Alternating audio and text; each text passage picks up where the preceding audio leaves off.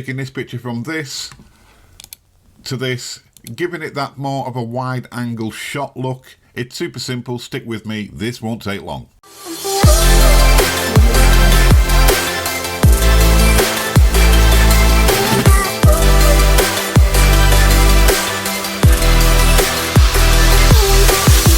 In this video guys, I'm going to show you how to get that wide angle look with this photo we've got on the screen without using a wide angle lens. So we've shot this image with a 50mm lens and we're going to give it that sort of more of a wide angle look. It's super simple to do. Stick with me, it won't take long, and we will also do an edit on this picture as well as we go along. Why not? Okay, first off we're going to get the white balance set right, and then we're going to bring the shadows up just a little bit around about there, and then I want to get rid of the distractions on the screen. So we've got this one here, come on, go, remove, and we'll get this side done as well once this has finished. Oh, let me just check that one's okay, and we'll get rid of this one as well, remove.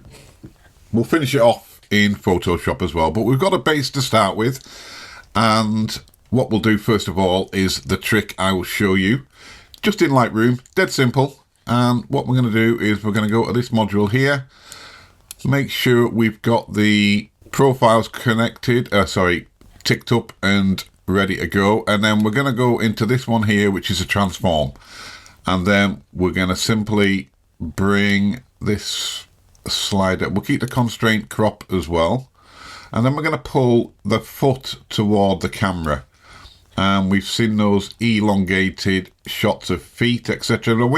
Before you do this sort of thing, like I said, if you haven't got the lens, make sure you leave enough space at the bottom to be able to do it, okay?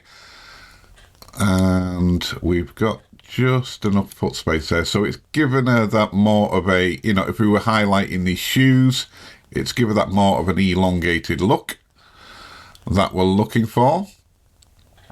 And then what I'm going to do as well, I want to change the background. Now this is super simple as well. We're going to go in here, oh no, we're going to go in, the end one, and then we're going to select background, and then just by using these sliders here we can change the temperature to what we want, and we're going to give it more of a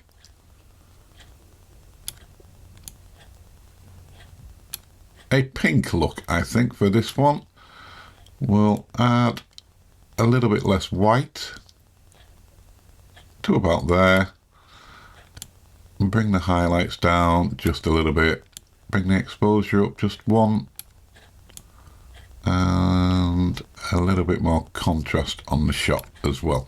Okay, second step is we're going to take this image into Photoshop and finish off as we need to. Right, okay, so first off we're just going to get the crop correct that we want. So we want a 8x10, and then what we're going to do, we're going to bring this into the center, just about there. We're going to bring a little bit more of the ground in as well. We'll keep that at the top, and always shoot downwards, always shoot upwards. So if you come low, that will always make your subject look taller. And then we're just going to go like that, and then we're going to reverse the gen fill area and click generate, and we're going to be done quite quick. And then we will just fix some of these little body proportions as well. Don't forget guys, like, subscribe to this channel. We do products reviews, we do editing, we do everything on here, and you will see, I'm sure you will find something you will like. So what I want to do first of all is flatten that image, and then we're going to go into the liquify. We're just going to adjust these arms just a little bit there, bring that in, push that one up as well, sort that little bit of waste out. Then we're done on that side. We're just going to clean up the legs. You can see a couple of blemishes on this one at the back of the screen as well. So get a bigger brush,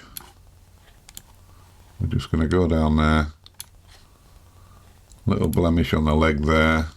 One on the leg there. Tidy the floor up just a little bit as well.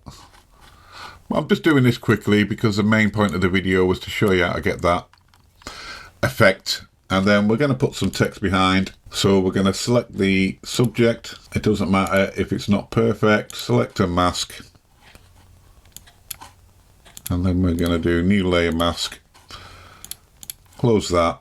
And then let's find the image we want. Is there a Vogue one? I'm sure we had a Vogue one somewhere. There we go. There it is. I'm going to stick that one behind her. And we will go about there. Bring that over. And I will think I will invert that colour. Just have a quick look at the inverted look. And bring it down a little bit, the opacity. And we're done. How simple was that? Okay guys, see you in the next video. Just quick tips this week. Bye for now.